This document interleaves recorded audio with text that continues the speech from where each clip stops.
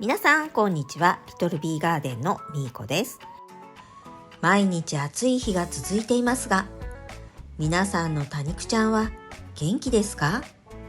こう暑いと外での多肉ごともできず、現在作業台の上にはたくさんの多肉が並んでいます。去年購入したティンカーベルも大きく成長しました。去年の11月には可愛い花もたくさん咲いてくれました。そしてこの火祭りはいよいよ来月には冬に向けて可愛くするためにカットします。ついでにこのアロマティカスもカットして仕立て直ししようかな。置き場所を変えたアフターグローはだいぶ元気になってきました。数日前に葉を折ってしまったのがちょっと残念です。水やり後で葉が硬くなっていて、鉢を回転させた時に折れてしまいました。そして今年は初めてこうして吊るして育てているリトルミッシーが意外と元気でびっくりです。去年胴切りしたパウダーブルーも実は鉢を落っことしてしまい、少しロゼットが傾いてしまいました。梅雨時期に雨が吹き込み雨ざらしになっていた多肉たちはあまり元気がありません。その隣のトレーの多肉たちはとても元気なんですけどね。多肉棚の一番上のミニベルは葉がしわしわで水を欲しそうにしていました。このシャビアナの葉の点々も気になっています。そして我が家で最後のロビンちゃんがカリカリに枯れてしまっていました。これは完全に水切れですね。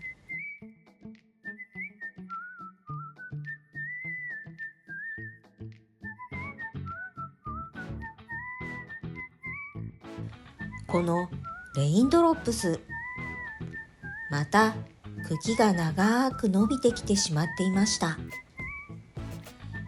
このレインドロップスは一度胴切りしていますが、二股に分かれてまたこんなに茎が伸びていますね。どちらかをカットしてもう一度仕立て直ししようかな。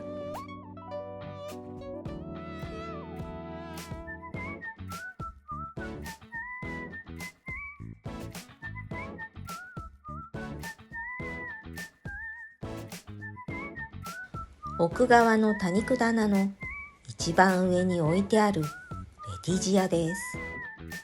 一部の葉が少しだけ葉焼けしてしまっていました。多肉棚の一番上は冬は特等席ですが、夏は過酷な場所。元気な多肉もいれば、少し調子を崩している多肉もいます。クラウディアも葉をしわしわにさせて水を欲しがっていました。それでもなんとかこの多肉棚の一番上の多肉たちは脱落者なしで頑張ってくれていました。オパリナも下葉が落ちて茎が長く伸びてしまっています。そしてこのエルフストーン、花芽をカットするのを忘れてこんな風になっていました。花芽の茎は太く、葉も少し大きめなので、これはこのままカットして葉差しではなく茎差ししてみようと思います。アガベの王妃雷神錦も元気で何より。秋に向けて寄せ植えをするのに多肉のステンシルをして木製の鉢を完成させました。この木製の鉢は少し長めなので鉢底穴は2つ開けました。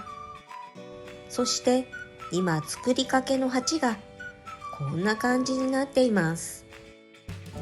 春に多肉棚を作った時の廃材で作りました。まだビス止めもしておらず、底穴も開けていません。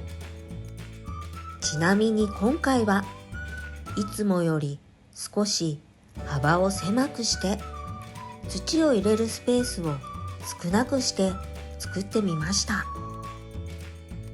最後にもう一つ見ていただきたいのが、隣に置いてあるこの大きな箱。これなんだかわかりますか？実は養蜂を始めたくて、今一番欲しいものと隣のお好み焼き屋さんで話していると、なんとその中に養蜂をやられていた方がいて、実際に巣箱があるということでご自宅に訪問させていただき、巣箱を借りてきました。そして花の香りでニホンミツバチを誘引してくれる金蓼片もいただいてきました。養蜂を始めたいと思った翌日に全てが目の前にあるのにはちょっとびっくりです。あとはニホンミツバチを捕獲するのみ。葉焼けしてしまっていたジャイアントブルーです。葉の色も少し元気な色になってきました。葉焼けしてしまった葉はこうして枯れてしまいますが、それでも成長点からは新しい葉が出てきて、少しずつ大きくなってきました。なんとかこのまま無事に夏越しできそうです。そして同じく梅雨明けに葉焼けしてしまいボロボロになっていた七福神です。こちらもまた元気に復活中です。一時はどうなることかと思いましたが、こうして元気に小かぶちゃんも残ってくれているので一安心しているところです。それでもまだ油断はできないんですけどね。この鉢は去年夏の終わりに仕立て直ししなかった寄せ植えです。ルビーネックレスが厚いコンクリートの上でも元気に育っていました。この寄せ植えは元気な多肉ちゃんだけが生き残ったという感じです。そしてこの枯れかけていたモリンガ、もうダメかと思い諦めていると、下の方から新芽が出てきて、焦って根っこを抜かずにそのままにしておいたのが良かったですね。少し前に植え替えした三日月ネックレスです。まだ変化はないようです。この暑さだと成長も止まっているかも。増やした方の三日月ネックレスも同じく変化はないようです。その隣のビアホップは葉をしわしわにしてお水を欲しそうにしていました。この不死鳥は気がついたら多肉棚の上に飛び出していました。小さなビニールポットでここまでよく頑張ってくれました。そして多肉棚の一番上で元気に小株を育てていたのはデザートローズです。このデザートローズは小吹きがよく、多肉棚の下にも株分けしたデザートローズが可愛く成長中です。このネオンブレーカーズもお水を欲しそうにしていますね。はい、ということで今日の動画は庭の多肉たちの様子を見ていきました。そしてちょこっと DIY でまた木の鉢を作っている途中です。そして養蜂を始めたいと思った翌日には巣箱と金両片が揃って目の前にあるという奇跡。これにはびっくりでした。この動画をご覧になっている方で養蜂の経験がある方はぜひコメントしていってくださいね。この動画が良かったなって思っていただけたら高評価とチャンネル登録をよろしくお願いします。今日も最後までご視聴ありがとうございました。それでは次の動画でお会いしましょう。